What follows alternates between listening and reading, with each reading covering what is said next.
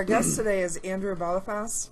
Andrew, see, I was going into like the You're doing very French. Yeah, that's what I was thinking too. Yes, you're trying Very to French. on us. And Andrew is the Regional Veterans Community Liaison for Vitas Healthcare. And Vitas Healthcare is one of the largest providers of hospice in the United States. So welcome, Andy, and thanks for being our guest today. Well, thanks, Jeanette, Jim, Kathy, for having me here. It's always a pleasure to be able to talk about veteran care, more specifically the unique needs that veterans may have at end of life. Yes, we see that frequently in the service that we provide, so we're fortunate to have you as our guest today. And we also want to thank you for your service. Andy, you are an Army Ranger? To be more specific, I was an infantry officer. I earned my Ranger tab. So in the Army, we say I'm tab, not scrolled, which means I didn't serve in the 75th Ranger Regiment. But I did wear that tab. It's on my DD-214. Excellent. Well, thank you for your service. And just to let everybody know, I have to call him sir because I was an enlisted man. As a Marine. As a Marine. Semper Fi. And so you mentioned that DD-214. I don't know if everybody knows what that is, but you know, that's a great way to start the show and start talking about what you do. Okay. As a community liaison. I mean, wow, that's a great segue. I will tell you that. Seriously. So look, one of my roles, and I have a number of roles with Vitas, but a key role is to be able to advise our veteran patients and their families how to access care with the Veterans Administration. That's one key thing. And I do a lot of teaching. I actually have a CEU that I developed that I give in the community quite often. It's very much in demand about it. And the very, very first thing we talk about is you can't access any type of veterans benefit unless you have a copy of your separation papers, your DD-214. Right. Okay. Now, we're all given them, but a lot of times along the way we lose them. And then people don't know how to get them. So I help advise, on how to do that. I help link folks with the right way to do that. And by the way, I just have a little input for those people that find the DD-214, okay? Have a family member take a picture of it and keep it in their phone all the time. Or in the family archives of the pictures or someplace. Yes. Someplace that's easily accessible. Oh my gosh, and I mean there's a lot of ways to do that. Make copies, give them to all your family members, keep copies, but also you can register that DD-214 with the state or the county. Here in Kane County, we have a Jake Zimmerman. He is the superintendent of the Veterans Assistance Commission of Kane County. Mm-hmm. He's got a great office. I think there's 4 service officers there that are there to help guide folks through the Veteran Administration maze and to file claims. And you can you can go down there to his office and he'll file that DD-214, or you can go to one of the many Illinois Department of Veterans Affairs service officers, and the state of Illinois will file a copy. There's a great service officer in Elgin here. His name is John Fanning, and his office is at the Armory. Mm-hmm. Oh, okay. We could talk a little bit later about how to contact those folks. Sure. Excellent. And so, so Vitas typically serves people at end of life. Correct. And so, can you tell us, why does Vitas have a veterans specialist, and what's the scope of your position, Andy? Okay, so hospice is often a tough topic for folks. Yeah. But death is a part of life. Right. I guess it's inevitable. Yeah. So hospice, it's not where you go to die, but it's a level of care. And one of the things that we're supposed to do is of course make people comfortable, bring them to peace, and also provide necessary resources. Okay. So in our country, folks might not realize this, although 10% of the adult population, 18 or over, is made up of veterans, and it kind of decreases the younger you go. Sure. Because there were so many people in the Vietnam era and the Korean era and the World War II era that were part of the draft, the folks that got drafted. But although 10% make up the veteran population, currently VA statistics show that 25% of all deaths are veterans in the U.S. Wow. So that's a pretty big chunk. That's a huge That's a chunk. huge chunk, yeah. The other thing is, there are about, by VA statistics, 6 million veterans, individual veterans, that get some level of care through the VA each year right now, although there are 21 million living veterans. So that means you take those two statistics, and also the fact that only 4 to 5% of all veterans die directly under the care of the VA. That means almost all of that care that veterans get, whether it's medical or hospice care, is community providers. Right. Like those of us around this table here. Sure. So there is a huge need for folks to understand the unique needs that veterans have at end of life, and also how to navigate that VA system. So now we're talking about the crux of what I do. Okay. Right, and I'd have Okay. to say, like, the families in most cases don't know. A lot of times the veterans haven't talked about anything throughout the course of time, and so it's important to have a specialist like you that can guide them, not just the veteran, but also the family is, who you're a great resource for. So I'm a direct resource for our patients and their families. And a lot of times the family members are doing the caring and the facilitating. I am a go-between between that family, that veteran, and the VA medical facilities, and also a direct link to the service officers who play such a huge role in this thing. But I also teach about it in the community. And I also assist, and I teach our staff, the staff at Vitas, about it. I raise their knowledge on how to interact with veterans and also the veteran resources.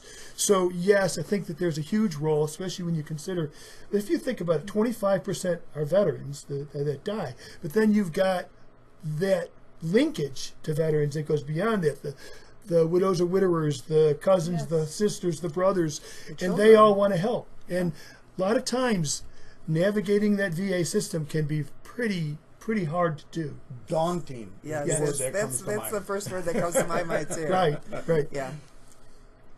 And it's good to have somebody like yourself that works, maybe not in the system, but around the system, that knows how it works and makes things so much easier for the families. And that's what a family needs right at that time. And that's a really big thing. Now, I do have the very great honor and good fortune to often be called in to go see a veteran at bedside and to honor that veteran. You and I talked about pinnings. Absolutely, yes. So, the pinning is very important. A lot of times that veteran, even if they're not completely alert and oriented, they can appreciate that. Okay. Sometimes they light up. I have stories where non-responsive veterans woke up in the middle of it. That's amazing. Or right at the end. It just, like you just take a step back and you go, did this really happen? But then I get a chance to also take the family aside and say, now, can I help you with benefits? Are you aware of funeral and memorial benefits? And I can't tell you how many families don't even know where to start. That's Yes, exactly we right. know. And boy, I mean, as we were talking this morning, there's such a need, and with so many veterans out there, and being a veteran, there's something special being helped by another veteran or somebody who understands what they did by serving this country, because we were talking about it's a matter of the heart, and having somebody there representing Vitas as presenting themselves to the veterans to help them and their families is just an awesome thing. I can't believe this. So. Well, again, it's just a great thing for me to be able to do this. I feel honored. I told you before when we were talking that, I get up almost every day really energized. A lot of folks ask me, or tell me, wow, what you do must be really hard. But, you're in the same industry. We all get up in the morning, and I really look forward to going out and helping veterans. Very, very much. I will say there is a different dynamic when a veteran is meeting a veteran. That's why I wear this hat. I've got a black hat on. It's got a Ranger tab on it with jump wings. For those of you that know what that is, I want no veteran, I don't want there to be any doubt in a veteran's mind that they're working with a veteran. But I also want to stress that for the person, and I try to tell our staff this, for that sincere person who is willing to listen, there is such a great role for anybody to talk to veterans and thank them for their service. Certainly we don't want to talk, and one of the things I teach, there's a sequence I go through that I teach folks when they talk with veterans, and one of them is just to enjoy it and even have fun with it. But, try and stay away from the topic of combat or war. You don't want to go there. You want to go through a different sequence. And if the veteran wants to go there, then, folks, it's our obligation to listen. Sure. And listen, not comment, because you don't want to add meaningless things, especially if they express some kind of pain. Right. So simple things. What branch? Right. When did you serve? What was your job? Right. And then, if the family's there, I might say, when did you guys meet? When did you get married?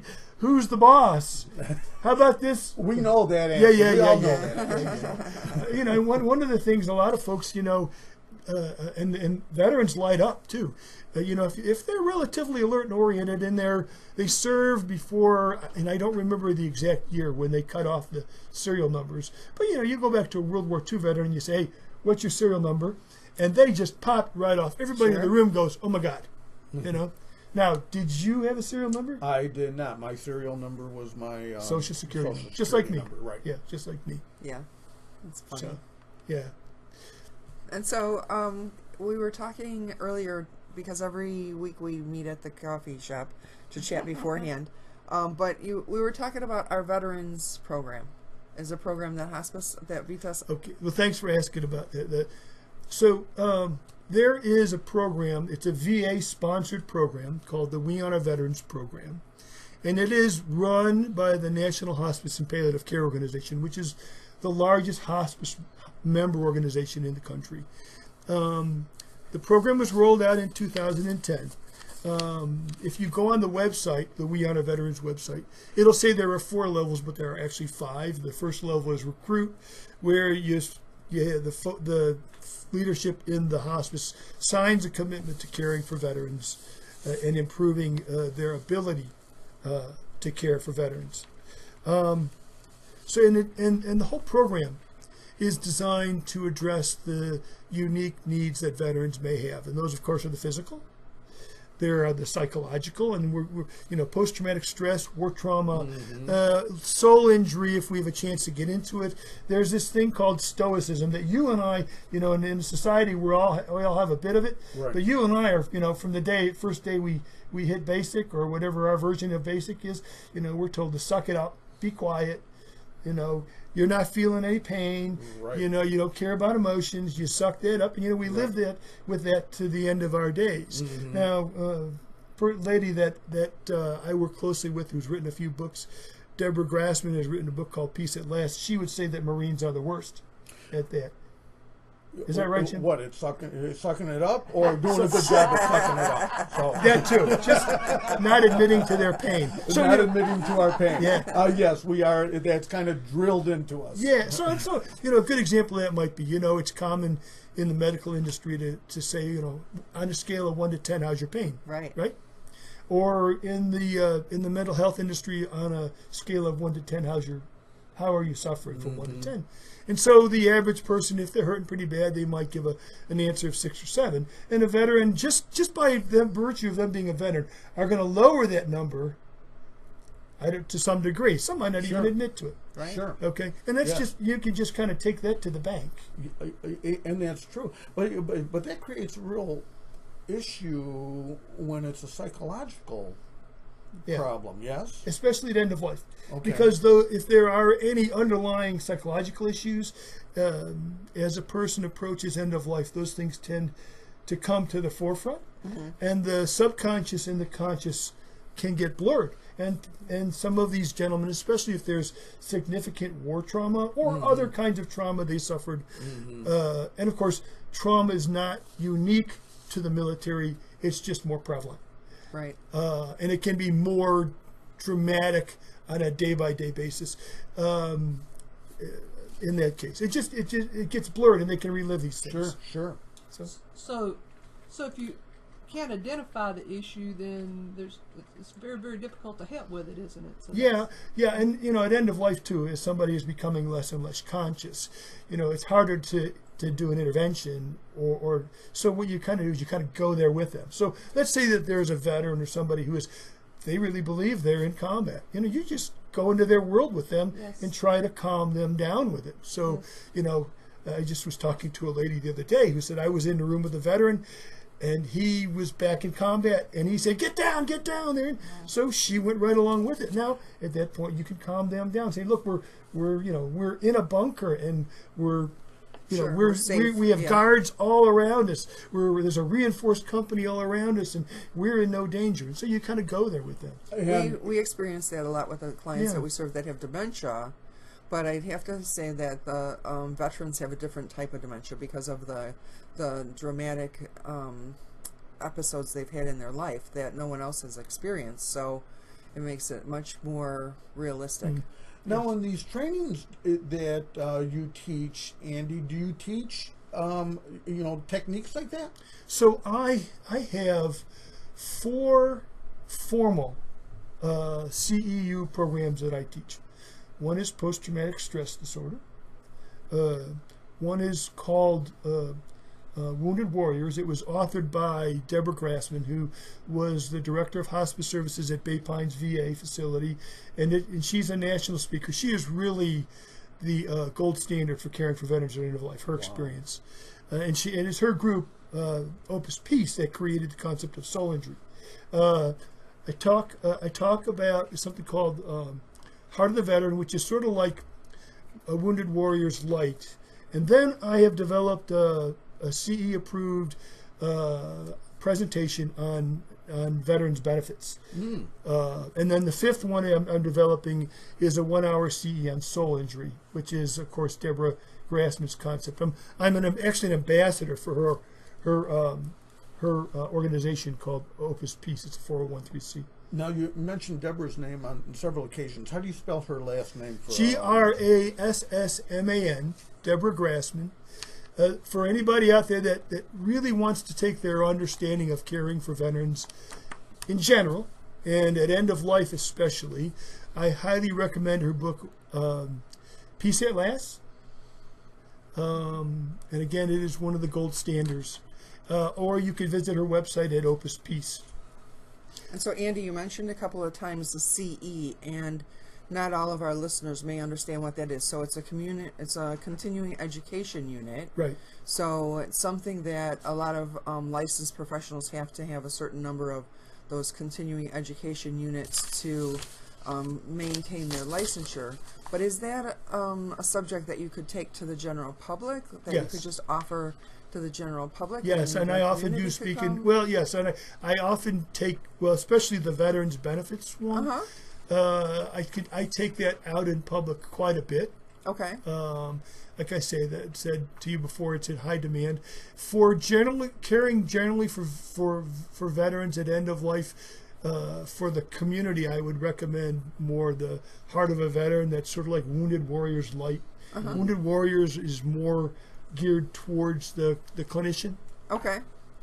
On that. Okay. So now we were talking about the We Honor Veterans program. Right. Okay, so the last thing that the We Honor Veterans program really tries to do is get hospices to help their patients and folks in the community navigate through the VA system. And so the way the We Honor Veterans program is set up, I said there were 5 levels. You enroll and then you work your way up from level 1 to level 4 based on demonstrating your proficiency in your the program's capacity for caring for veterans. Fortunately, here in the Chicago area, and here's a shameless plug for Vitas. Yeah. And that's okay. Okay, so there are about 6,100 hospices in the country. About 3,200 of them are enrolled in the We Honor Veterans program. In Illinois, 29 of those hospices have reached the highest level, level 4, and 2 of the 3 Vitas programs here in Chicago are level 4. The other one is a level 3, and one of my objectives this year is to get it to level 4. Okay. The home program that I started out in, program 31 in Lombard, was the 3rd in Illinois. to be a level 4. Fantastic. And the Chicago program was the 4th. So I'm, forgive the shameless plug for Oh, Vitas. no problem. no, And so no. let's talk We're about gonna- that. and Let's by talk the way, about that we're- for one more second about hospice. Hospice is a hard subject for just the general population, but it means so much more to a veteran. And what you were saying is to have a veteran come and talk to someone at end of life, like another veteran. There's a better connection in many cases. And so you, Andy, we were talking, you will come and be bedside to a veteran. And is it just through Vitas, or is it like any veteran, even if they didn't have Vitas as their agency, won't you go to any veteran's bedside? So I have to address this on 2 different levels. Okay, so I used to have, when I was only responsible for 1 program, I'm now covering 3, and I have like 14 counties.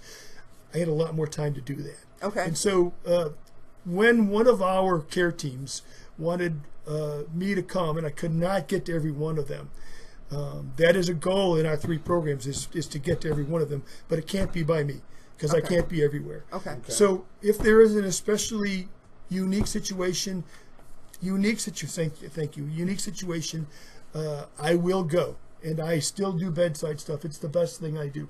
But being part of the We Honor Veterans program is having a veteran-to-veteran volunteer program. Excellent. So, Okay. so to get to level 3, you have to have it planned. To get to level 4, you actually have to have one. In place. So just a little comment. It's really hard to find veteran volunteers out there. If anybody out there is interested in being a veteran volunteer, please contact me. We'll make sure that we have And a what, contact tell them the information. number.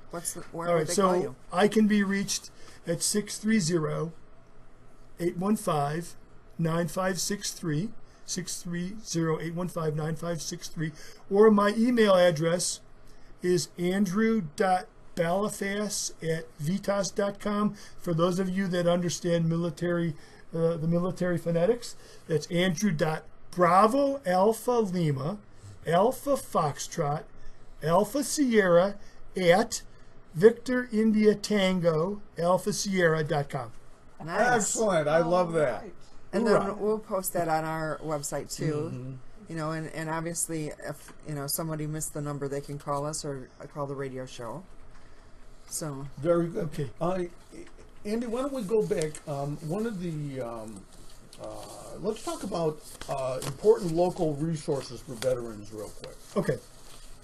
So, and I'm glad that is really, really important. So let's first talk about what I call the the VA triangle. Now, that's not a term I coined. I have a really good friend and a really good service officer. His name is Jake Zimmerman. He's the superintendent of the Veterans Assistance Commission of King County. And him and a number of service officers, including Steve Wells, who works with Jake, and John Fanning, three of my primary resources. Like I said, I didn't grow up learning this. I just learned this stuff in the last 6 years. Right. So the VA triangle, the VHA, the Veterans Health Administration, they take care of veterans' health and mental care. The VBA is the Veterans Benefits Administration, and they have to do with claims. And then there's the National Cemetery Administration. So I often get asked, how do I sign up for the VA? Well, you don't sign up for the VA. You either enroll for VA medical care. You can do that at a VA facility. You can do it online. I don't recommend that. I recommend going to a VA facility, either a clinic or one of the VA hospitals. And most of these service officers will get someone enrolled for VA medical care. So they take care of mental and psychological health. They usually don't know a whole lot about claims, and they don't file the claims. Locally, we have some great service officers. He's proving the point. He's proving his point. Yeah, you can't see me, but I'm using my hands out there. By the way, you can see us when you go to our video, our YouTube, YouTube our page. YouTube, but that's okay. Andy's very passionate. I just And you- love what I do. Oh, yes. So the service officers, they have a huge role, especially when it comes to filing a claim. So when you think about money, somebody thinks that they may have a service-connected issue, you go to one of these service officers. Now I'm going to put this here somewhere. Is it over here? I would like to give out some information, and I don't have it. So look, I just want to say that here in Kane County, we have two great offices for veteran care. One is in Geneva. Jake Zimmerman runs the Kane County Veterans Assistance Commission. He's the superintendent there, and that's at the government building in Geneva. And then there's John Fanning. He is an Illinois Department of Veterans Affairs service officer. His office is at the Armory here in Elgin. The other two closest, and every county in Illinois is supposed to have a Veterans Assistance Commission. You can go online and find them. Some of these offices are really good, and the Illinois Department of Veterans Affairs has service offices all over the place. But Mike Iwaniki is the superintendent for McHenry, and Ted Beaver is another Illinois Department of Veterans Affairs service officer. I think he's up in Woodstock. Mm-hmm. So, you know, so there are a lot of service officers. Now, one thing I would say, and it looks like we're running out of time, folks, I highly recommend not filing any claim directly with the VA. The service officers, they do have a huge role in this. They not only will help you do the claim, they will file it for you, and they will ask you to allow them to be their agent, your agent. So they will follow the progression of any claim. And that's highly suggested. As we talked about before, this could be daunting, so let somebody who knows the system run you through the system. Right. And so my network, if you look at the 12 to 14 counties in northern Illinois, one of my primary network are these service officers. If anybody has any questions about how to access or get started with the VA, they are welcome to call me, and I will. That's one of the mandates I've been given when I took a regional role. This new regional role with Vitas was to be accessible to all veterans and their families. Andy, as you said, we're running out of time, so I want our audience to have your contact information one more time, please. Okay. My cell phone number is 630-815-9563, and then my email is andrew.balafas@vitas.com. Should I spell it again? We're good. Yep, go ahead. I don't think we have time. I don't think we have time. Okay, we're gonna. We will get that. Go ahead and check our website. Yep. Thanks, Andy, for being our guest today. Thank you. It was a pleasure. Thank you for your service.